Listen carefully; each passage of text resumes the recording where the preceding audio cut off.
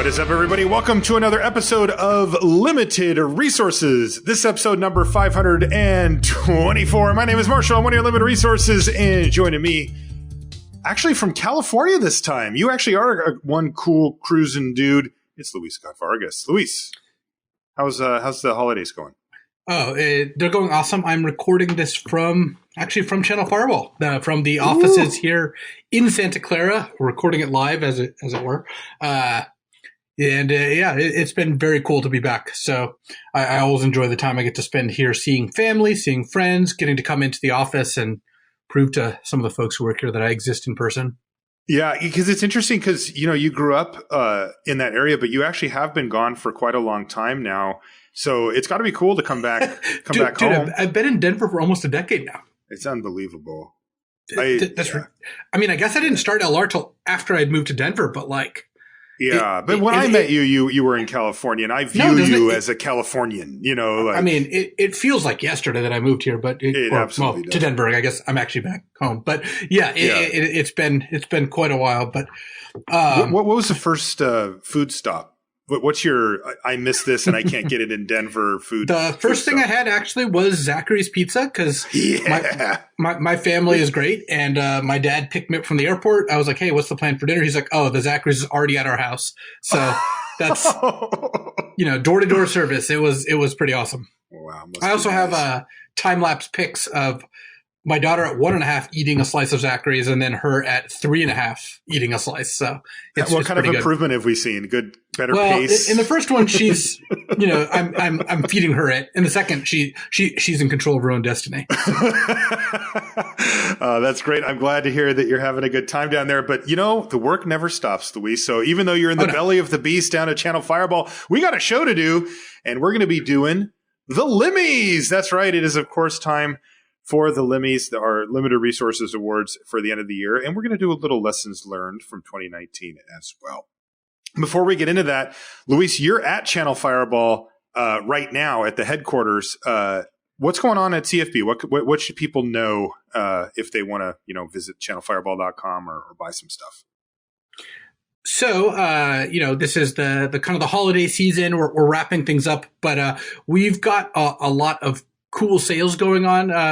The one we have 12% back or 12% off rather for our holiday sale, but that ends kind of the day we're recording here. So that one, we might not make it up quite in time for that, but, keep an eye out because there's always as we wrap up the year, we're planning on some big sales.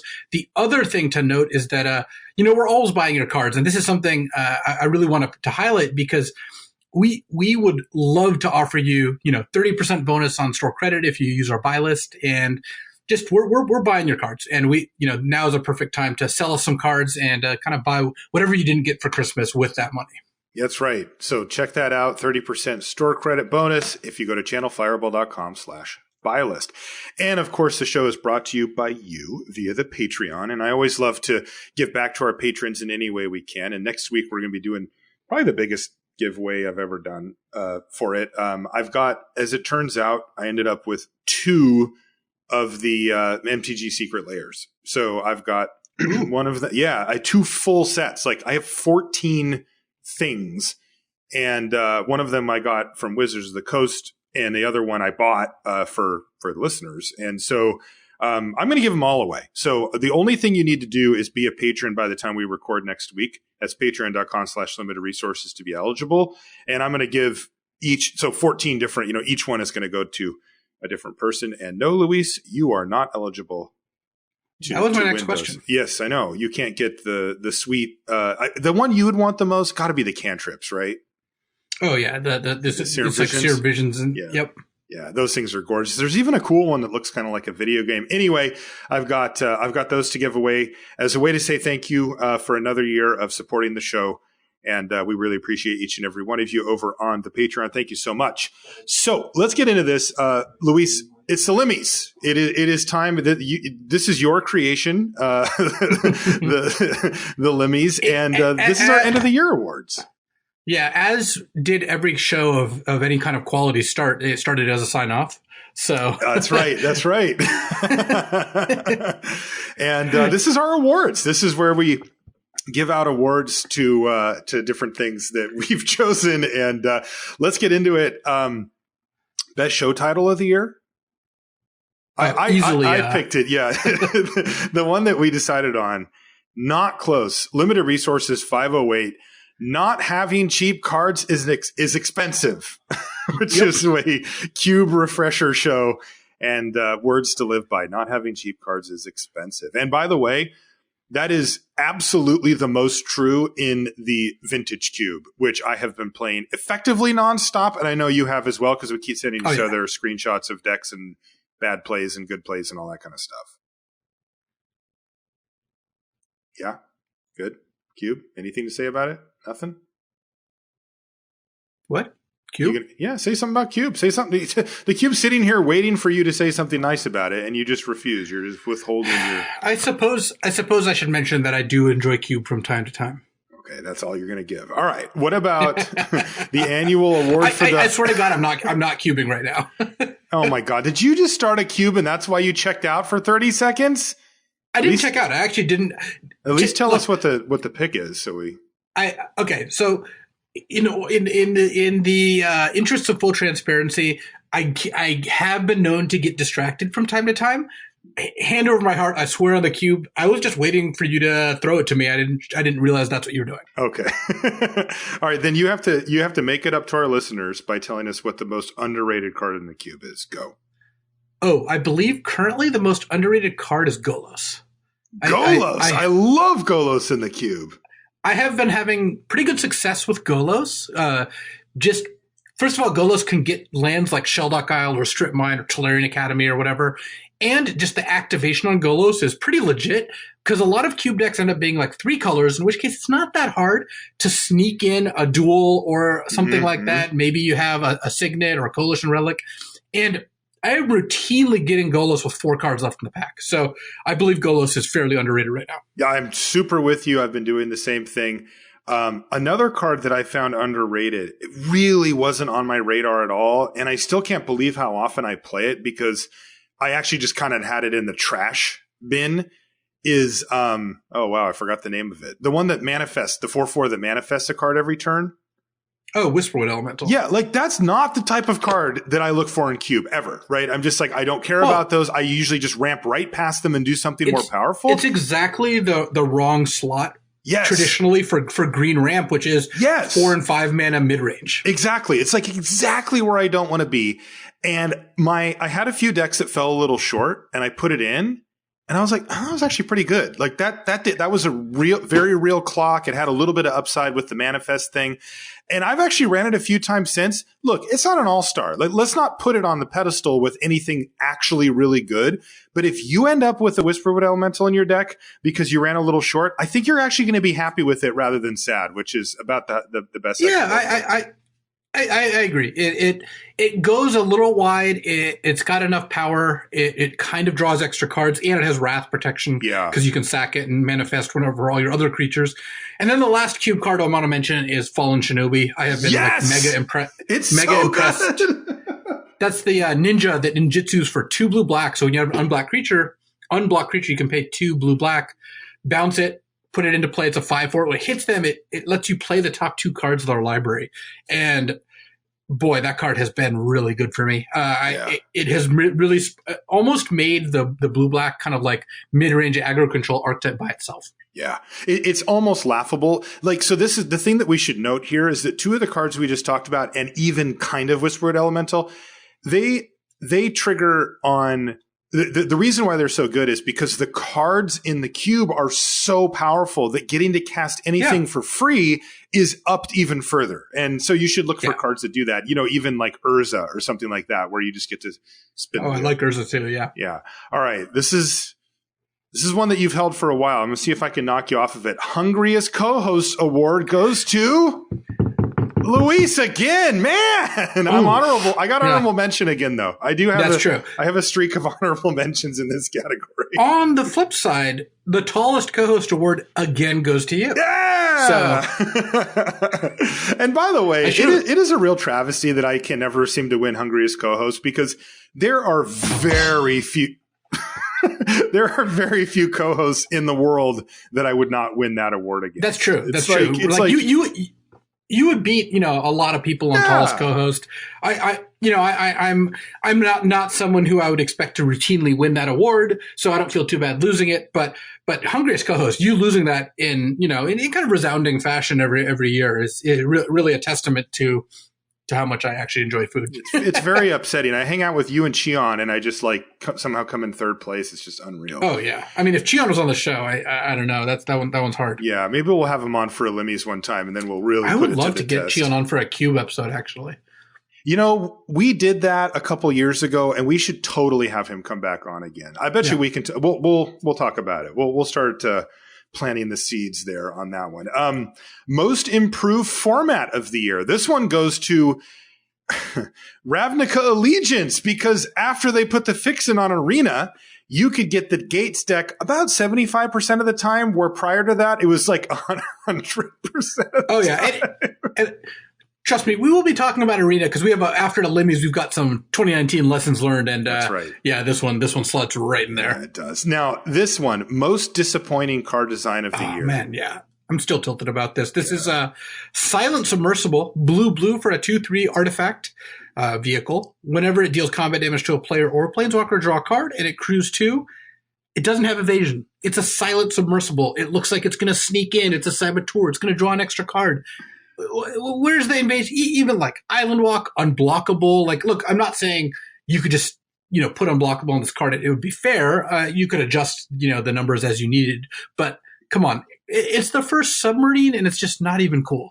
I was very disappointed with the submersible. Yeah, it's just laying on the ground. Now, that brings us, though, to the coolest design of the year award. Love it. We love this card. The winner is Ginger Brute, which is awesome.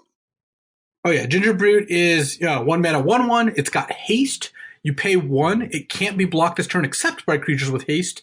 And because it's a food, it's actually a food golem. You can pay 2 and tap and sack it to gain 3. But it's the gingerbread man. You run as fast as you can. You can't catch me. I'm the gingerbread man. Right. And this, you need to have haste in order to catch it. It's so good. It's so smart. This is the type of next level design. It also played really well. Mm-hmm. Yeah. Oh, yes. Yeah. It's a perfectly crafted design. My favorite card in Eldraine overall, and it is it is just a masterpiece. Yeah, the artwork is funny too. Like, everything came together with this one. And by the way, we should note here, because we had the Arabian Nights and Antiquity show recently. This is top-down design at its finest, right? This is where you go, okay, designers, what are some of the things we need in this world? And somebody says, well, we should probably have the gingerbread man. Okay, well, what does that card look like, right? And then you start working through it in your brain, and it's just too good. Like, Ginger Brute, fantastic job on that one. All right, this is one where I've got one picked, but we could battle this out. Most valuable contributor guests on the show. So the guests that we had were William Huey Jensen, Ryan Spain a few times.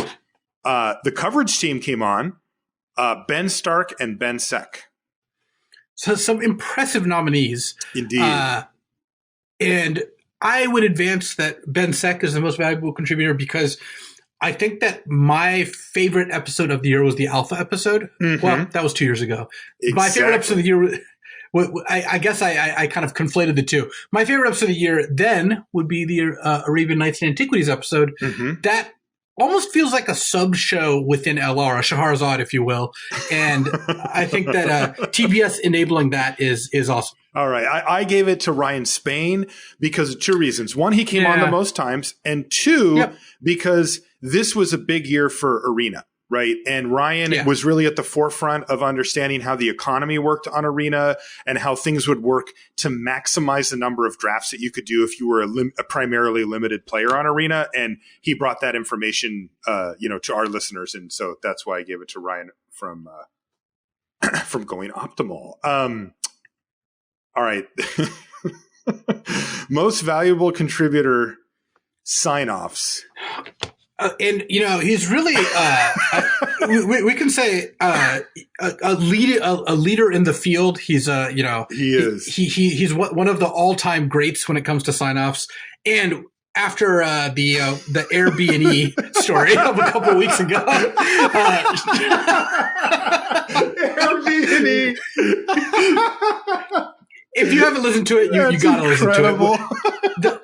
Wherein Shahar Shenhar commits a felony. Well, not so good. Maybe not entirely. And I will point out that he did in fact have a conversation with the police, and he was, completely in the clear. But anyway, Shahar Shenhar, easily the winner. Shahar's awesome. I would love to have Shahar on a show at some point too, just because Shahar is just he's incredible. You know what? I think you should have, when you said Shahar Shenhar, you should have done the cheering thing, man. Like, seriously. Oh, hold on. Do it again. Like, this is. Oh, see, I can't do it. Oh, you don't have them loaded on this computer? No, because this is a different computer. So. All right. Congratulations, Shahar. Because if I did that, if I had the foresight, I would have put in a drum roll. And then we would have been able to. Yeah, a drum roll would have been incredible. That would have been perfect. Well, Shahar's going to have to live without it. But given the fact that he broke the law just to make a sign off, we have to give him props. So most value contributor, Shahar. Oh, yeah, for sign offs. And then I would say a subcategory of most valuable contributor podcast audio would be the soundboard. So yes, yes, good. All right, so our most valuable episode of the year, I picked out a few of them, and I want to hear what you think, Louis. So episode 484, a conversation with William Huey Jensen. That was a great one. 507, still drafting the hard way with Ben Stark. He went deep on his sort of core drafting philosophy. 508 was the Cube Refresher, aka not having cheap cards is expensive. Number 515 was the Genius or Grifter episode. It was filled all with Genius or Grifters. 519 was 7 Ways to Tighten Up Your Game. And 523 was the Arabian Nights and Antiquities set review show with the Ben Sek. Which one do you think was the most valuable episode of the year? I think it's between 507, still drafting the hard way with Ben Stark, and 519, 7 Ways to Tighten Up Your Game. But I do agree with you. I have to give it the nod to 519. 7 Ways to Tighten Up Your Game is more valuable than some of the other episodes, despite them being a lot of fun. Yeah, and it is called the most valuable episode, so I kind of stuck to that. And we got a lot of feedback from that episode about just like, hey, like I hadn't heard these before, or thanks for the reminder, or I needed to be slapped around a little and get back on track with getting better at this. So kind of based it off of that as well. All right. There's some really fun. Best card name. I went through all the sets and tried to find them. It's hard to remember everyone, but a few that stood out to me were Cavalcade of Calamity. That's just a cool name. Shark to Crab, which I think is a great one. Commence the Endgame, I really like because that's exactly what happens when you play that card. And then this one was right up there too. Raging Crunch has to be on the short list of best names for the set. I gave it to Shark to Crab because when I first read that, I just laughed. I thought it was great. Which one do you think is the best name? I don't know. It's close for me between Shark to Crab and Shark to Crab because Ben thinks it's Ben S thinks it's Shark to Crab. Yes. So can we give it to Shark to Crab with the number 2 in there? Yes, Shark 2 Crab. That is the actual best card name. But Raging Crunch is up there, right? Like, oh yeah, Commence the Endgame is really good too in a different way. That's more like it sounds like an arch enemy card, one of those storyline cards. Yeah, like Pity the Fools or whatever. Right. It's funny because the Hapless Mortals. I felt weird putting it on here because it's like actually a good card name. Yeah, or like Shark to Crab. Come on, or Shark 2 Crab. Excuse me. Sweetest build around. Now there was a few here that were something. Ill-Gotten Inheritance. Remember its run? Not really a true build around card, but it was one that you needed to at least have some. Like you needed to recognize it in your deck. Flux Channeler. You remember that one? Not a bad one. Yeah, 2 and a blue. Blah blah blah. Make it let you. What's it called again? Proliferate. Huh? You proliferate. Proliferate every time you played a spell. Yeah, so that was pretty cool. Remember Bolus's Citadel, the 3 black, and it let you play cards off the top of your library for free at life cost. That was a fun one. I'm still tilted about that card. So this is Twitch Rivals. This is the team draft event. So how it worked was you had teams of 2. Each person did 3 drafts on Arena, and you combined your records. And that was your team record, right? Right. And so I was teaming with Gabby Sparts, and in the final game of the draft, she cast Bolas' Citadel against an empty board at 20 life and lost the game. Oh my God. And that loss knocked us. We weren't going to make top 2 because it was cut to top 2, but that loss knocked us from like 4 to 5, which was like $500. And it was so tilting. Oh, that's brutal. It was like land on top. Okay, go. Next turn, draw land on top. And the opponent managed to string together this like sequence of plays where just they put a ton of pressure on the board. And we just kept hitting land. It was just so tilting. Wow, that's a perfectly built around Bolas' Citadel falling flat. That happens very rarely. Yeah, it was annoying. But Weather the Storm is your next card here. It is a good one. This is the 1 and a green Storm game 3 life. Yeah, and of course the trick was in Modern Horizons you could splice onto it stuff, right? They had, you know, so you could splice like the 3 and a white that made a golem. And the way Storm works is if you splice onto that before the Storm trigger resolves, all the Storm copies have that additional text on it. So you would gain 3 life, get a golem, gain 3 life, get a golem, or draw a card for Everdream or whatever. And if you could set this up, of course, the life gain part made it so that you were unlikely to die and you could actually take advantage of all that value. Also, it's an instant and you could get those things at instant speed, which is kind of cool too. And then one of the really sweet build arounds that we've had in a while, even though the deck itself ended up being not, a heavy hitter in the format, was Improbable Alliance, the blue-red enchantment that gave you the 1/1 flyer when you drew a second card for a turn and also let you loot, which would, at least on your turn, give you that second card for 4 blue-red.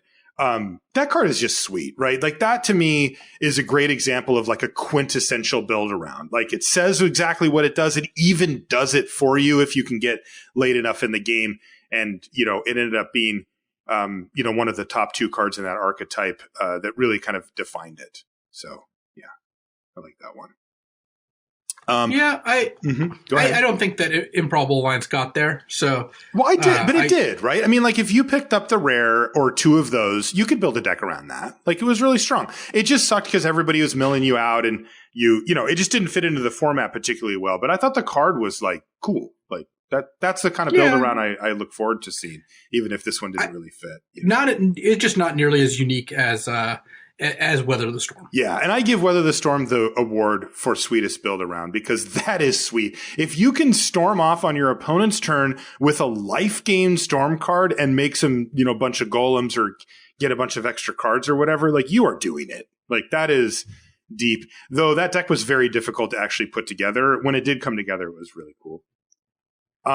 What about most disappointing build around? I gave this to Merit Lage's Slumber from Modern Horizons because even the really good snow decks, which by the way was one of the best archetypes in that format, they didn't even bother. Like you'd see a Merit Lage's Slumber and you're like, nah, I'm just not even going to bother with it. Yeah, totally. I think that Merit Lage's Slumber was, when you open the rare of the archetype that you're in, you're supposed to be excited, and you would take a snowland over this most of the time. Yeah, that kind of sums it up, doesn't it?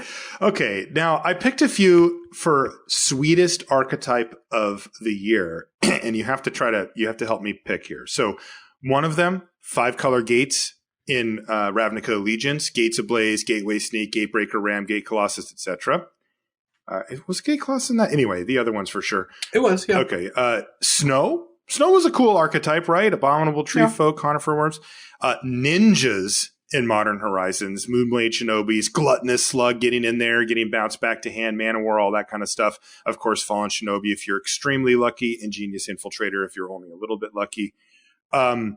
And then Elementals in M20 with Risen Reefs, Creeping Trailblazers, Lavakin Brawlers, Leafkin Druids, Cloudkin Seer. Come on. That card was so stupid in those decks. Frostlinks, all that kind of stuff. What did you like? Of these, and just in general, I think the Gates deck was the coolest deck because... For sure. Look, I actually dock it points based on its arena dominance because I thought that was kind of nonsense. Mm-hmm. But I think that the deck based around lands that could play 5 colors, it had some pretty cool effects. What was pretty neat. I thought it was pretty sweet. Honorable mention definitely goes to Ninjas, though. I just love Ninjas as a deck and concept, and I thought that they play out really well too. So yeah.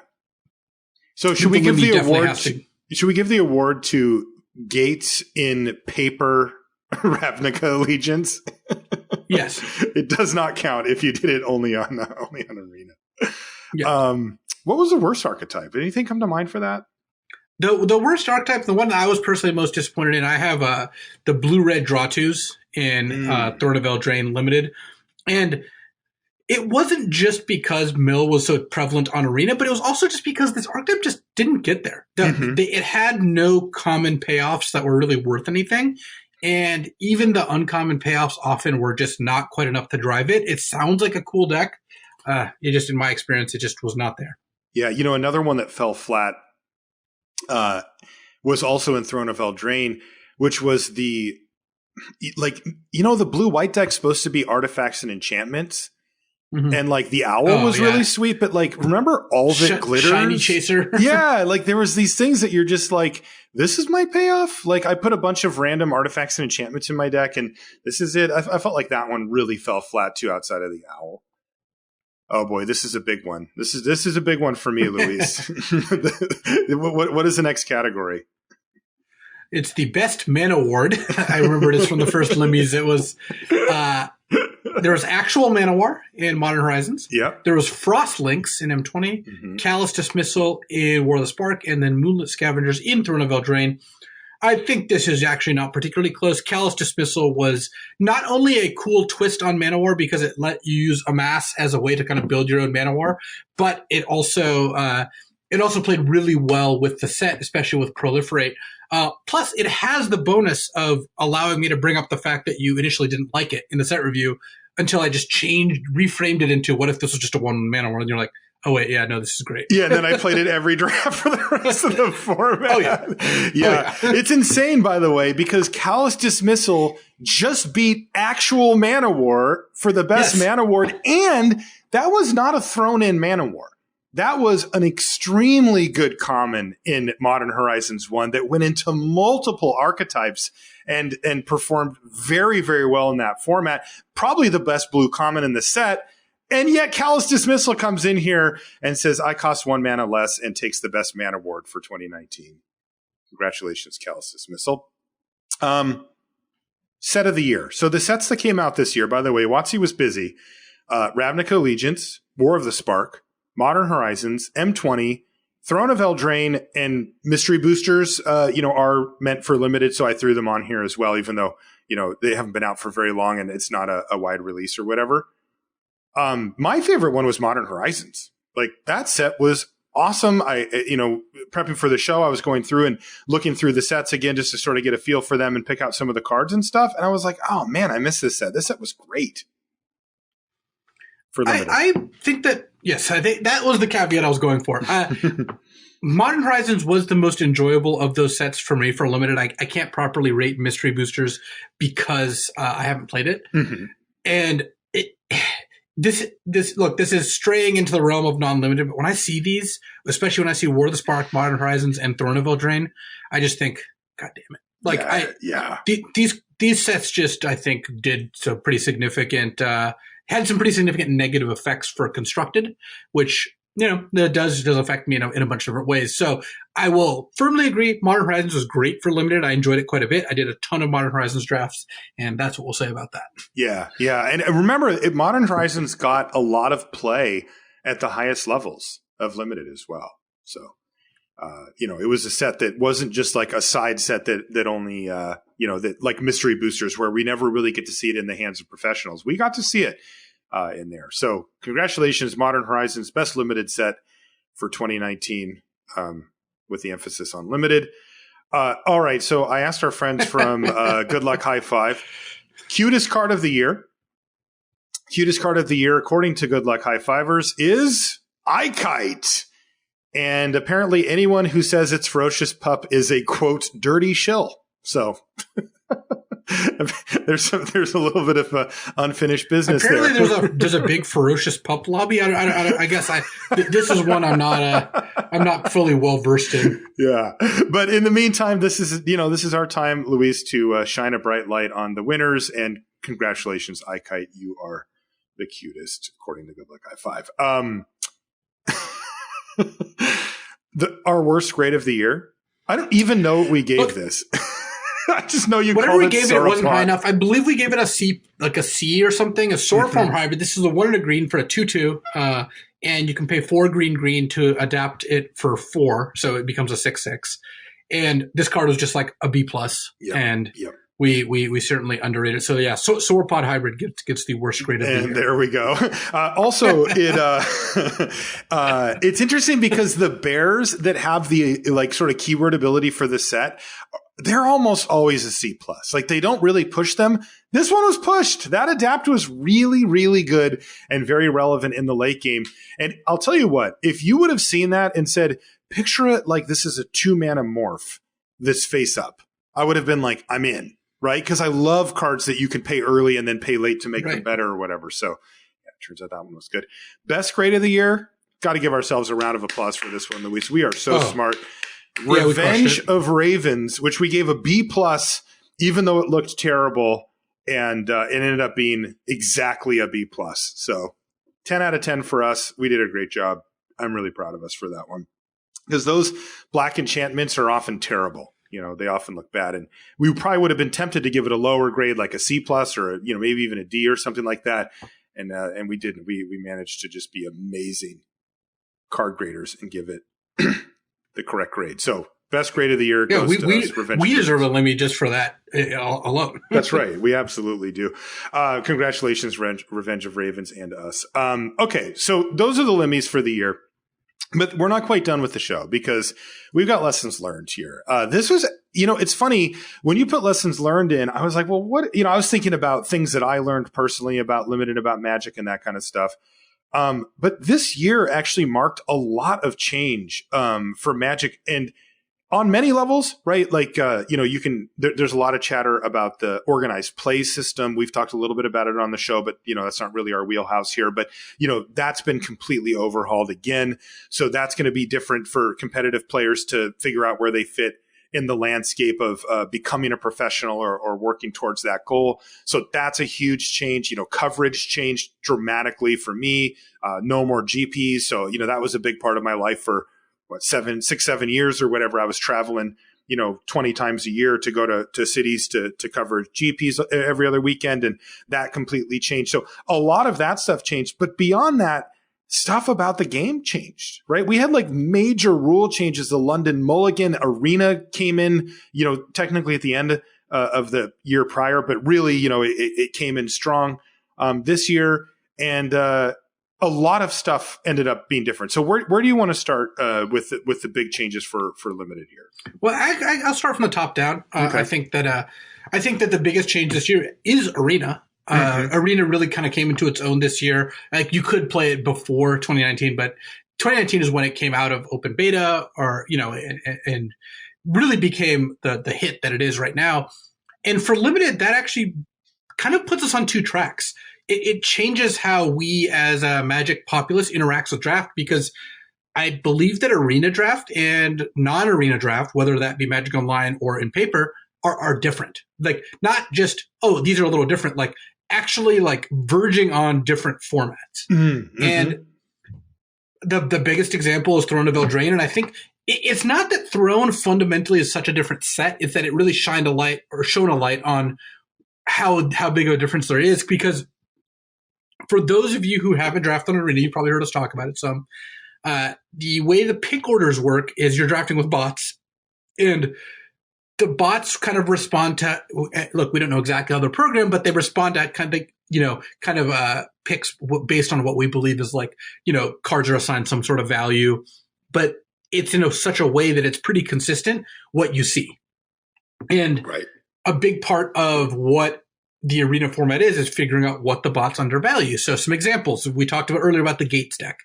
And in Ravnica Allegiance, bots wouldn't take Gates or the Gate payoffs at that high of a rate. So you could just force Gates and basically always get there. You'd always end up with like 12 plus Gates, and you'd always end up with like 3 to 7 Gate payoffs, depending on kind of what got opened. So it wasn't self-correcting, and it is not self-correcting. And that's, I think, the biggest difference is, like Mill for Throne of Eldraine. It got fixed eventually, or at least changed. I don't know if fixed is even the right word because it depends on your perspective. But it used to be that you could pretty reliably get 4 to 8 Merfolk Secret Keepers, again, depending just how many got opened at the table, because you would almost always get them like with 4 cards left in the pack if you didn't take it the first time. Mm-hmm. So it got to the point where everyone got pretty sick of playing against Mill, and so that's why the pick order ended up being changed. But that makes Arena like remarkably different, both in terms of the frequency of what you play against these strategies and how the game is, to a degree, figuring out which strategies are undervalued and drafting them, or reacting to that and drafting strategies that are good against them. So, for example, part of the reason that the blue-red draw-2 deck wasn't good is that deck lines up really poorly against Mill. Mm-hmm. So when Mill was a big deck, first of all, I think the blue-red deck's not that good, but it's even worse when half of your opponents are trying to mill you out. Yeah. So what the fallout of this is actually not even completely clear. Like, I know for us as people who have a podcast, we kind of have to make conscious decisions as to when we want to talk Arena versus not. And when we're saying something that diverges from Arena or relates to Arena, I think it does behoove us to make that clear. And we've done that over the course of the year. Have we figured out exactly the right balance or way to approach it? No, I'm not saying that, but it is definitely something to keep in mind. Yeah, it's a big takeaway. And we've talked about it multiple times on the show, but it does beg the question, are we going to see human drafters on Arena? Because that would shore up that gap and make it easier between paper, Magic Online, and Arena. It would kind of sync them up somewhat. The difference between playing online, whether it's on Magic Online or Arena, is that, almost everybody plays leagues now. So you're not actually drafting in pod. But that was a concession that Luis and I, when that actually came out a few years ago, were more than happy to make. In fact, we're excited about because the advent of leagues, is the best thing to happen to Limited basically ever on online gaming. But this is starting to become a problem, right? Like this stuff is really starting to get annoying. And I really find it interesting because I feel like Throne of Eldraine was the worst of it all. And I think the reason is that it wasn't actually that much worse than the other iterations. It's just the thing that was good is something people hate. People hate being milled out. They absolutely despise it. It doesn't feel good. New players fear it way more than they should, right? Like, if you go to a shop and play against a new player and you just play a card that's just like blue mill you for 4, that's all it does. You do that. They're like, oh no.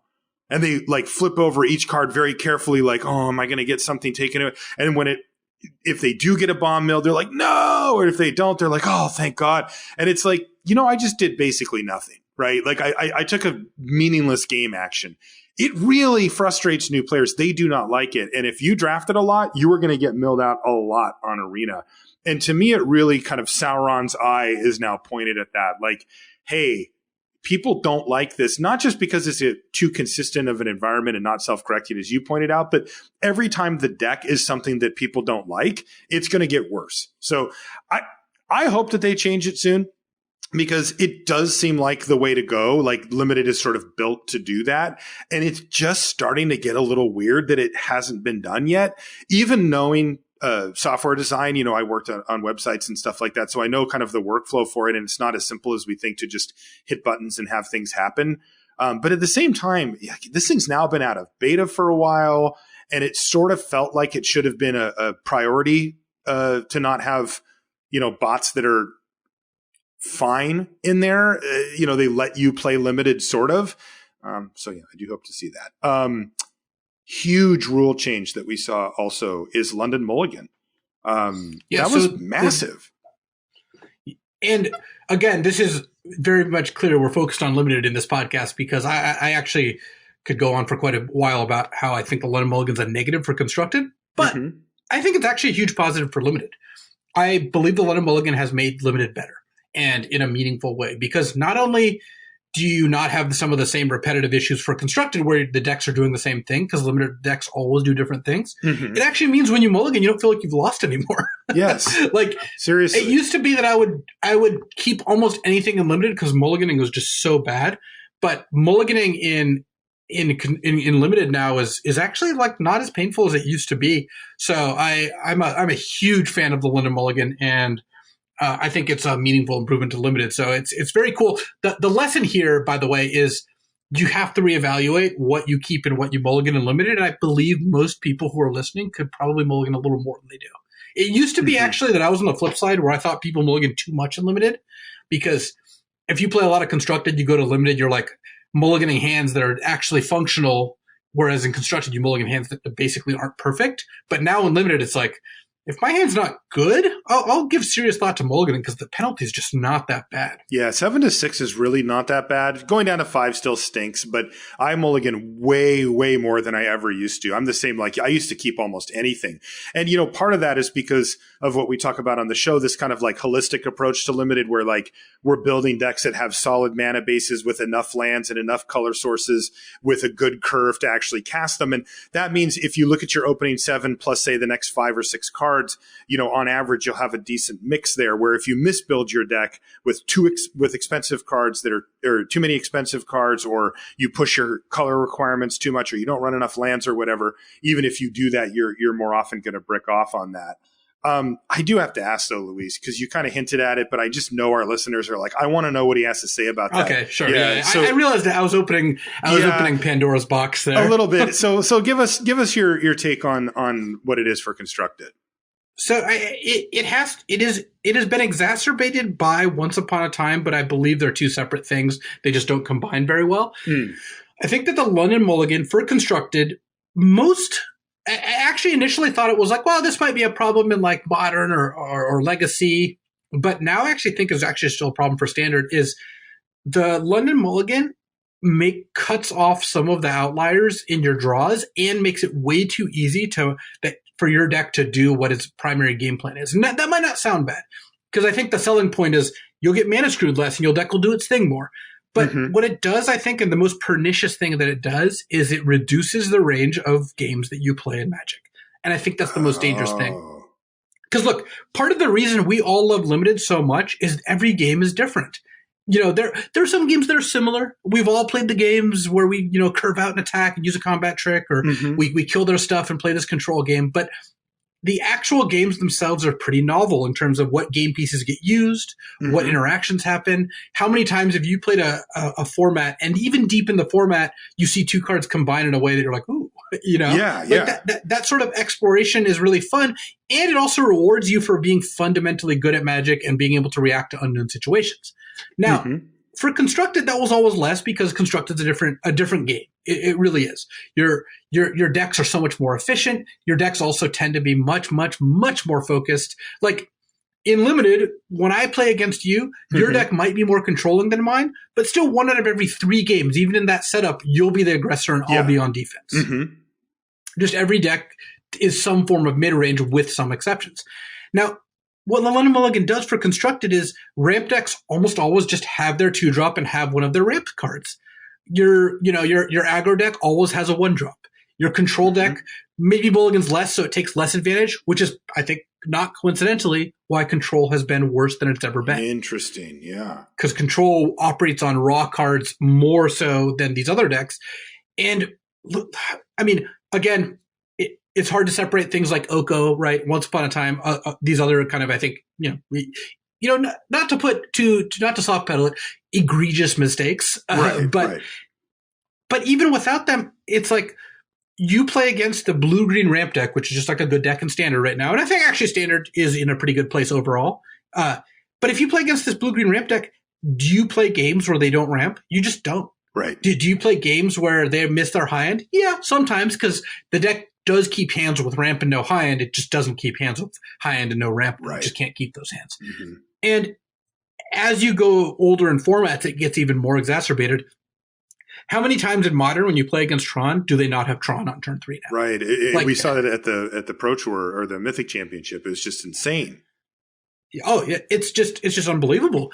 And as someone who tested Tron a lot for that Pro Tour, even though I ended up playing Hardened Scales, when you play Tron, you should start with like an average of like 5.5 cards in your hand, because any hand that doesn't have 2 Tron pieces plus a way to get a third, or like and a payoff, you have to seriously question mulliganing. And once you're at 5, maybe it loosens up a little bit, but it really is just remarkable how much more consistency the London Mulligan brings to a way of playing Magic, to a mode that I believe already had a lot of consistency. And look, I think the London Mulligan's actually perfect for limited. I think it's great. I just don't think it's healthy for constructed. And I think part of the costs that we're seeing or we're paying this year are due to the London Mulligan. Okay. Which is unfortunate because, I also am not saying I want more games where I get mana screwed or my opponent, just doesn't play anything on, doesn't play a land on turn 2 or 3. Mm-hmm. But, well, unless we're playing for top 8, then I want lots of them. But I think that the London Mulligan is just, it's seductive. It's too damaging, even though on its face it looks really good. And I really do, I think that despite the fact that this year has a lot of other kind of negative cards or influences based on cards, like again, I think it's really hard to argue that Oko was healthy or Once Upon a Time was healthy.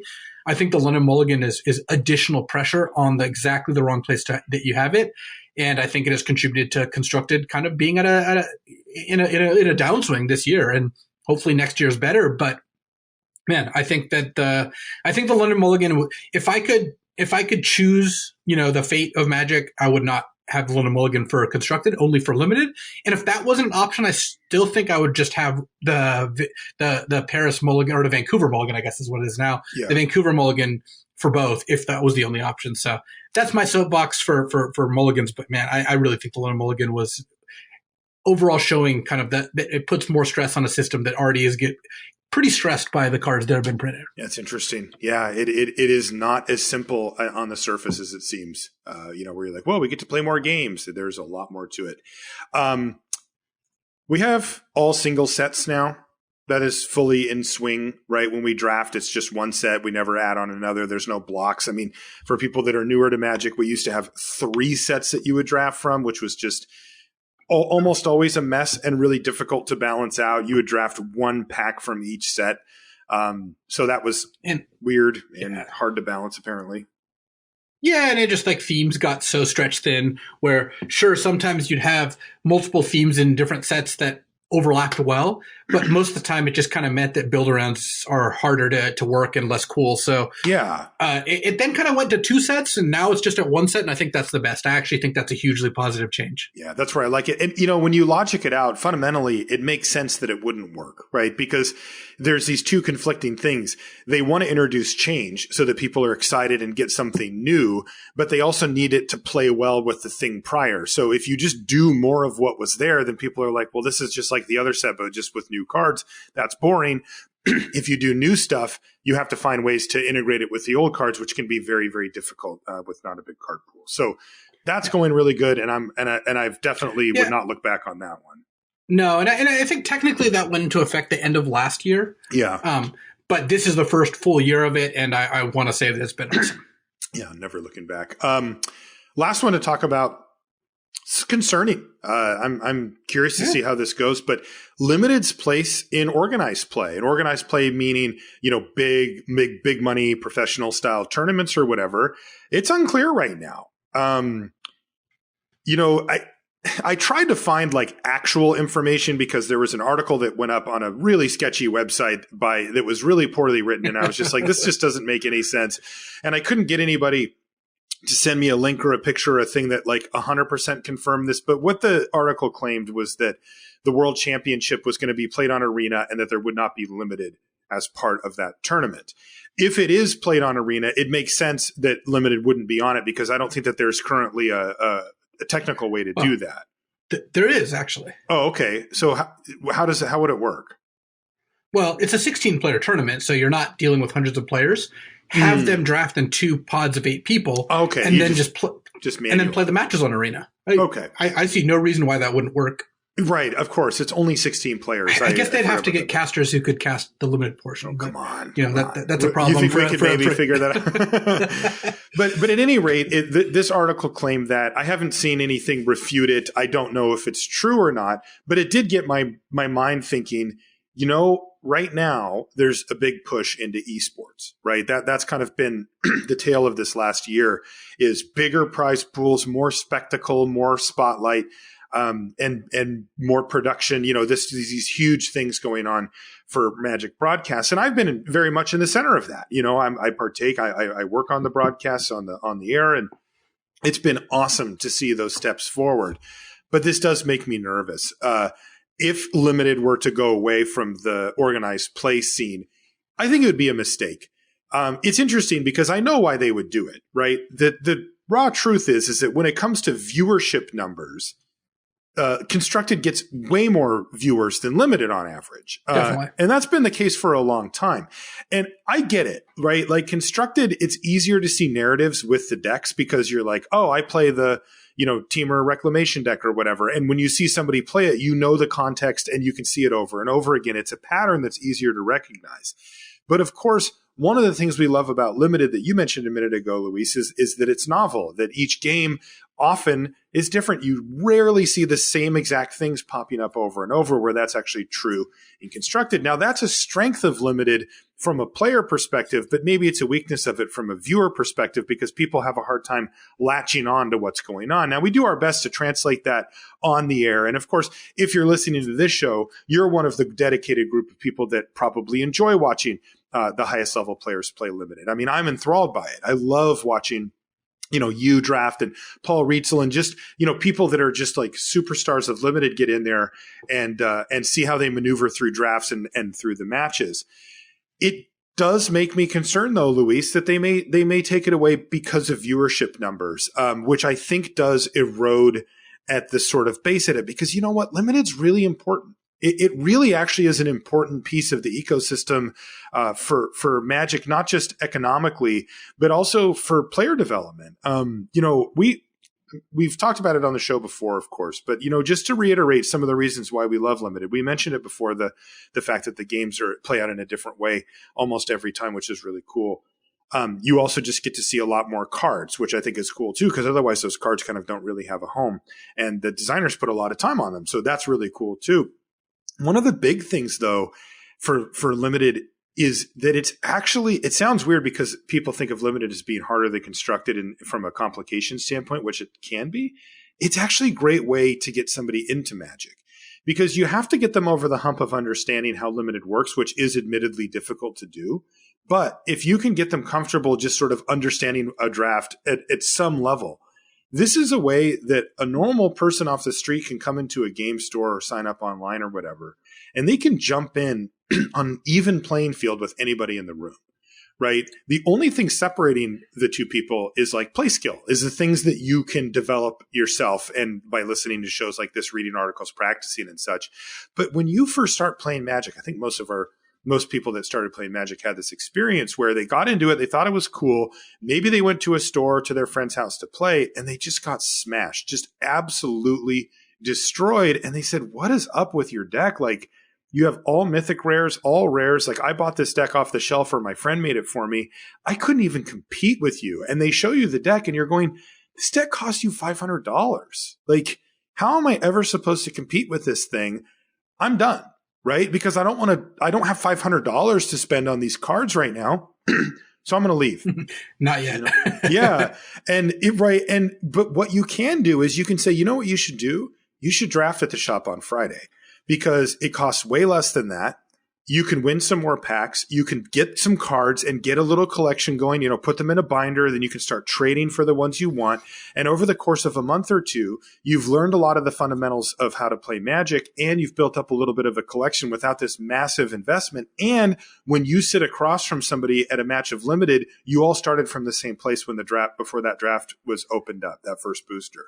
And that's really important way to sort of bridge the gap between people who come in, recognize how cool Magic is, and then just get blown out of the water by, all mythic rare deck or whatever, which is a big turnoff for a lot of people. So you also haven't even mentioned something even between those things, which I think is super important, which is Sealed Deck. Of course. Sealed Deck, yeah. Sealed Deck removes a lot of the tension of like draft, which is much harder. I mean, Sealed Deck was how I first started to play Magic back in the Stone Ages, where I opened a starter deck and 2 booster packs, and that was my deck. I mean, right. I didn't get to the point where I was cutting cards. I didn't understand that. But Sealed Deck is by far one of the most new player-friendly things because, first of all, if you just tell people, pick 2 colors and put those 2 cards play the cards of those 2 colors in 17 land, that'll go a long way. You'll have a functional deck in basically every circumstance. Yep. And it's so much less to keep track of. It's like I have this very limited card pool. I don't have to worry about the 1,000 cards that exist that I don't know about. I don't have to worry about drafting. I can just open the sealed deck and compete, and everyone's on the same level. So yeah, I think limited is super important. We don't, our minds don't naturally go to sealed because we consider draft to be a lot more fun. But I think sealed is awesome, and it's like a super important part of the player development cycle. That's a great point. It's a great point. And, none of this is even addressing the upside, right? We're making a case for why limited is important, for new player development and to bring people in. But also, and back to drafting, it's special.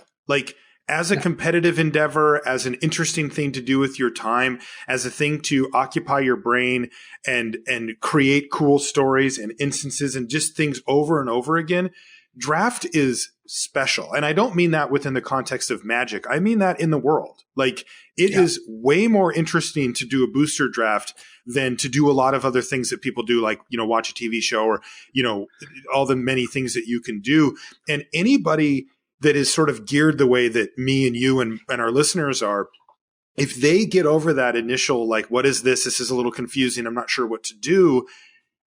My friend Adam, I bring him up all the time on the show, was somebody who was completely uninterested in Magic for years, had to listen to all of us at our poker game talk about it all the time. He would just put his headset on because he's just I don't even know what words you guys are using.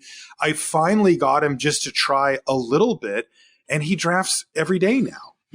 And this I played against him, and you played against him in Cube. That's how far he's come. He played vintage Cube against Limmies. It's just incredible, right? And he got to the point where he's like, I get it now. I understand why this is so enthralling. How you can do this over and over and over and over and over and over, for years and years, and it's because it's special. It really is, and. It would make me really sad if it was de-emphasized enough so that it wasn't that it became a niche thing within Magic. It already is in the minority. The power rankings are Commander, some constructed power ranking, and then Limited's below, in the middle of the constructed with some of the more niche formats, falling below it.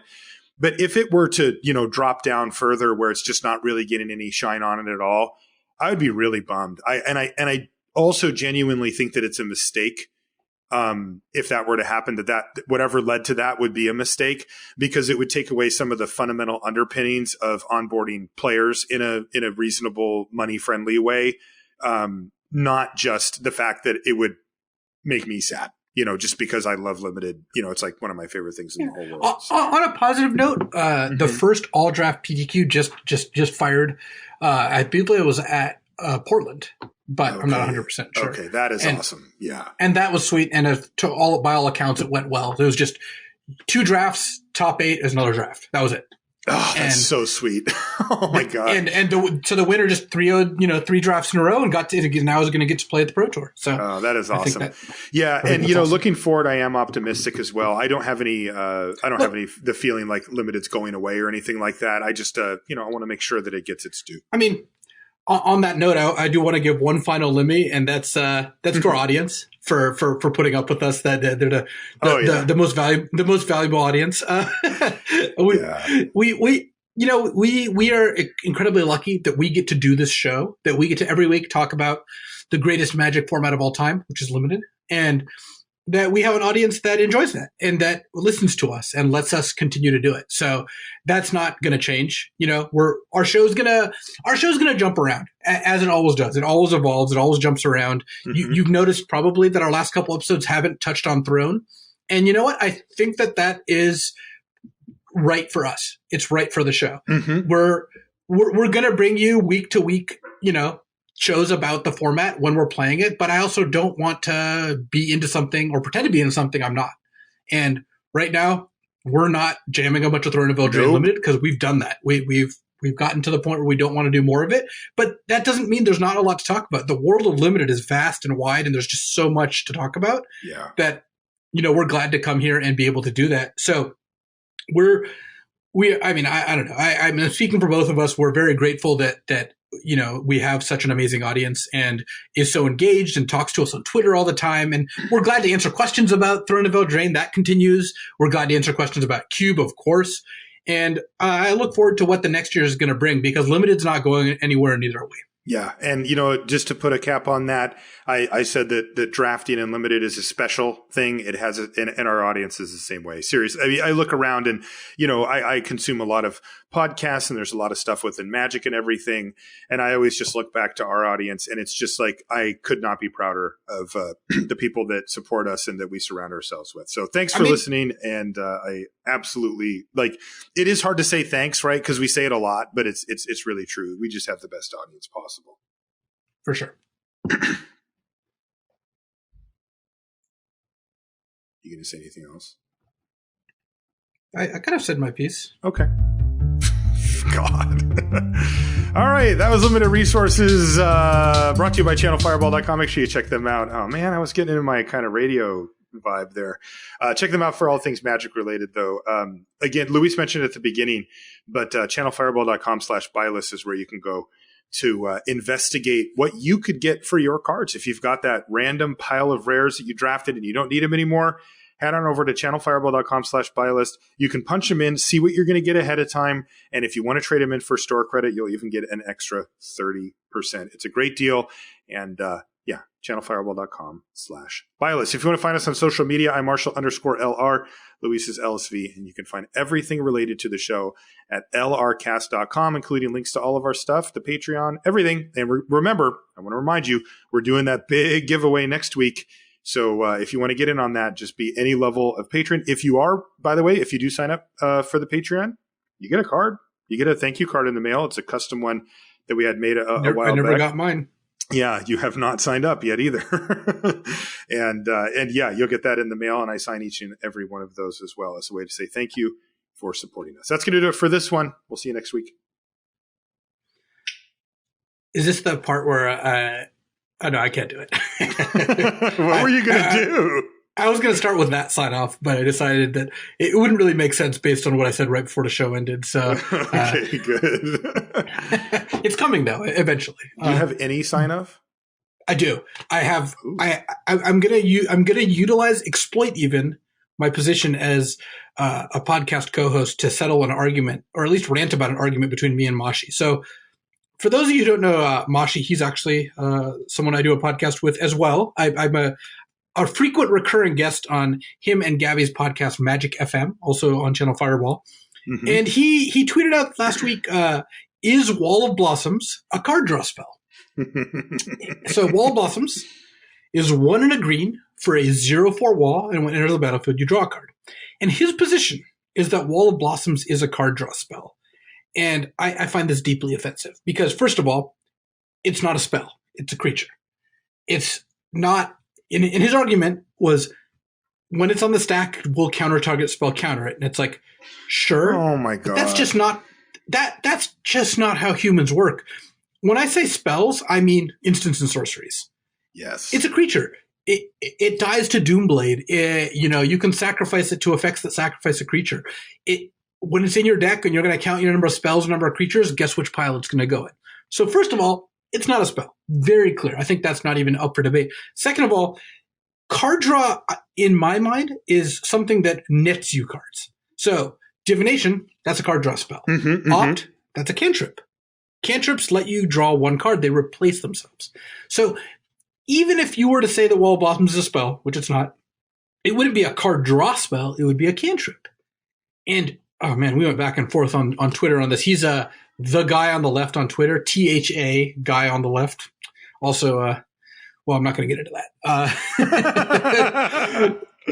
And it was unbelievable how much he loves to argue. That is one of the hallmarks of Mashi. So if you wanted to, you could let him know that he's like drastically incorrect about this, which I don't feel is completely exploiting my position.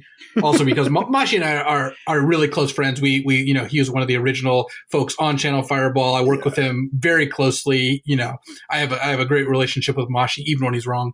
And so he's one of the least prone to get offended people on Earth, which is why I think it's okay for our listeners to harass him about this. So do you think he'll forgive you after you cancel him over the Wall of Blossoms debacle of 2019? Or no, he'll argue with me that I'm wrong, which is exactly why I need to prove to him that the full force and might of LR is on my side. Come on, it's not a card draw spell. This is so wrong. No human being on Earth who understands the words we're saying, which is very few human beings on Earth, would think that this is in fact a card draw spell. You know what to do, listeners. But be kind. Be kind. Not like super kind, but like not overtly rude, I guess.